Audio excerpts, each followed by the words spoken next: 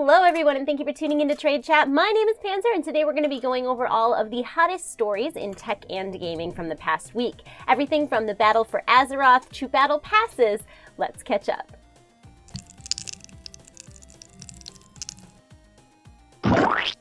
Patch 8.0, the Battle for Azeroth pre-patch, will be launching this week, and while that does mean that some Legion content will be going away, it also means that the class and talent changes are coming, as well as a whole new quest line that leads up to the Battle for Azeroth launch, and so much more.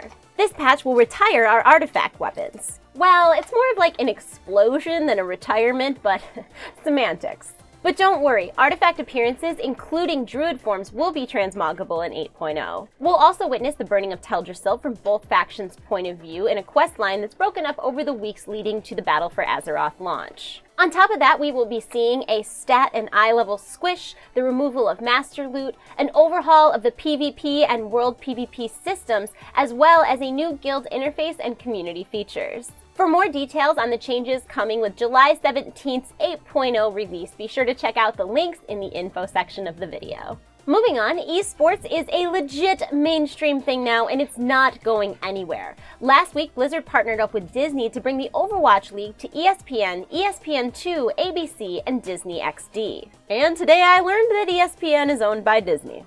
And this isn't the first time that Blizzard has broadcast esports on mainstream TV. In the past, both Heroes of the Storm and StarCraft 2 have been featured on ESPN and ESPN2. However, ESPN's coverage of the Overwatch League Grand Finals starting on July 27th will mark the first ever primetime telecast of esports in the channel's history. It will also be the first video game championship broadcast on ABC ever. And considering esports' continued dominating presence, I'm sure it won't be the last. Changing up gears a little bit, if you tuned into a certain recent episode of Jeopardy, you may have noticed some familiar category names. Yes, those are Rick and Morty quotes being used as double Jeopardy categories in an actual episode of Jeopardy. It was the idea of Jeopardy writer Mark Gaberman, who loves Rick and Morty and wanted to pay tribute to Dan Harmon and Justin Roiland with some of the show's most iconic quotes. And hey, maybe Rick and Morty will return the tribute with an interdimensional cable version of Jeopardy! Still on the topic of Rick and Morty,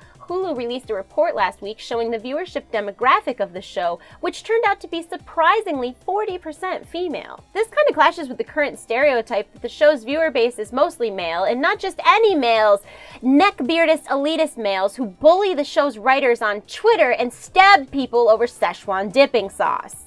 And that's not to say that there aren't girls who would stab someone over dipping sauce, because there totally are. And to further back that up, another demographic study from Nielsen showed that Rick and Morty isn't some niche viewer base like the high IQ meme would have you believe. In fact, it is the #1 comedy among millennials. And I don't know about you, but I'm 100% cool with my generation being represented by Purge Planets and Pickle Rick. And finally, let's talk a little bit about Fortnite's Season 5 Battle Pass, which officially went live last week. The latest update added team-sized vehicles called all-terrain carts, new skins, map locations, and rifts. As always, players will have about 2 months to grind out or purchase the seasonal rewards. And for those of you who don't play Fortnite, Realm Royale also added a battle pass this week. It included tons of cosmetics, the first ever hero skin, and even multiple chicken variations. And before PUBG tries to sue Realm Royale for their highly original battle pass idea that they totally came up with and no one else came up with at all. Kidding.